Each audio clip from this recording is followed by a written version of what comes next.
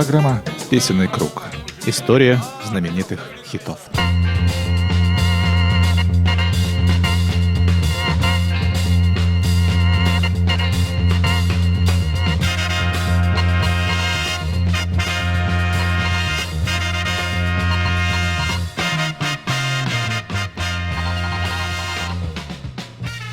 Адным са скарбаў беларускай культуры, безумоўна, можна назваць слуцкія паясы.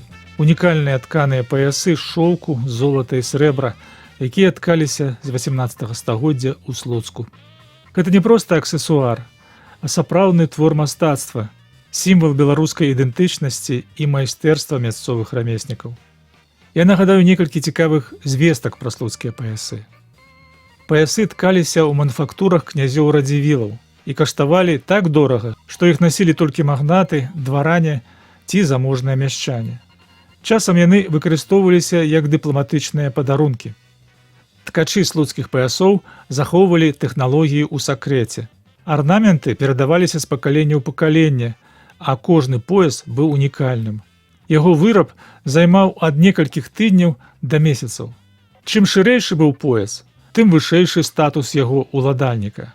Шырыня дасягала 30-40 сантыметраў, а даўжыня да 3-4 метраў. Паясы абвязваліся вакол таліі ў некалькі віткоў. Для ўпрыгожвання выкарыстоўваліся сапраўдныя залатыя і срэбныя ніткі, якія рабілі паясы яшчэ больш каштоўнымі.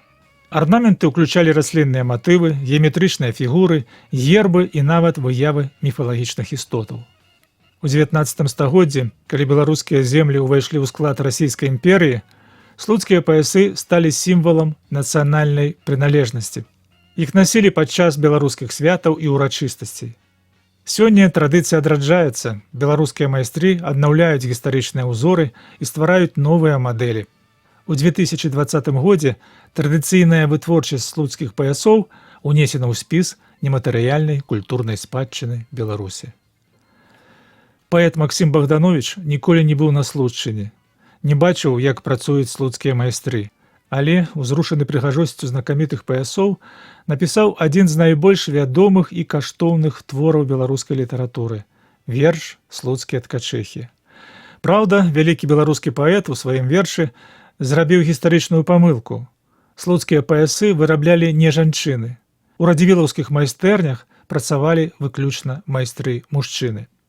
Але ж верш не гістарычная праца, а выдатны літаратурны твор пра любоў да радзімы, мілыя сэрцу краявіды якой не могуць засланіць ніякія самыя прыгожыя персідскія ўзоры.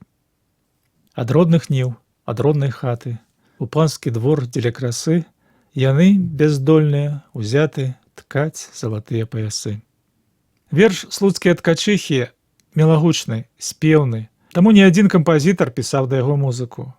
Але найбольш папулярнай музычнай версіяй верша стала мелодыя Уладзіміра Мулявіна. Песня «Слуцкія ткачэхі» я лічу адна з лепшых у творчасці Мулявіна-кампазітара. Давайте зараз і паслухаем яе у выкананні ансамбля «Песняры».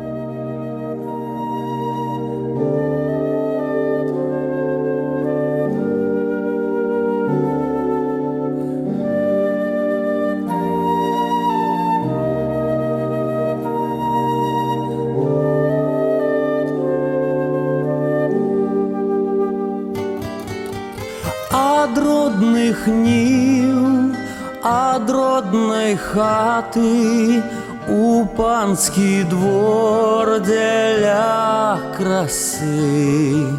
Яны бяздольныя ўзяты ткаць залатыя паясы. Цямнее край зубчаты бора, і че забыўшыся рука заміж персідскага узора цвяток радзімы Васілька. Цямнее край зубчаты бора, і че забыўшыся рука заміж персидського узора, цвяток родимый Василька.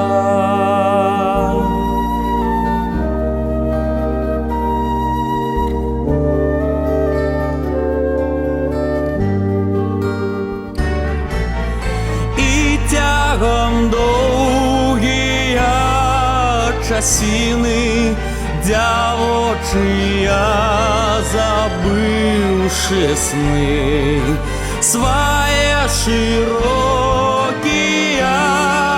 тканины, на лад персидский ткут яны.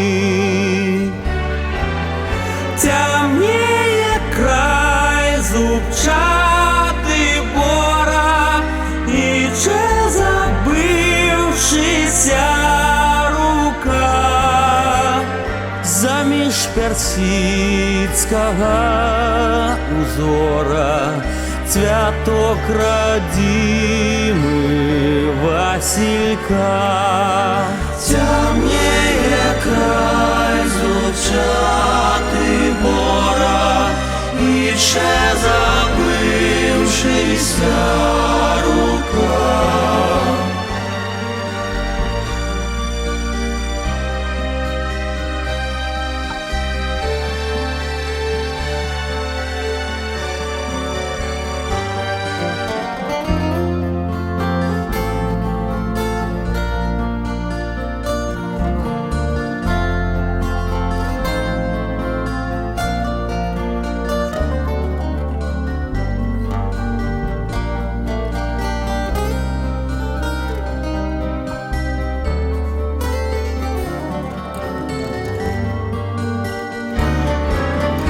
Темнее край зубчатый бора, і ще забившися рука заміж персидського узора, цвяток родимый Василька.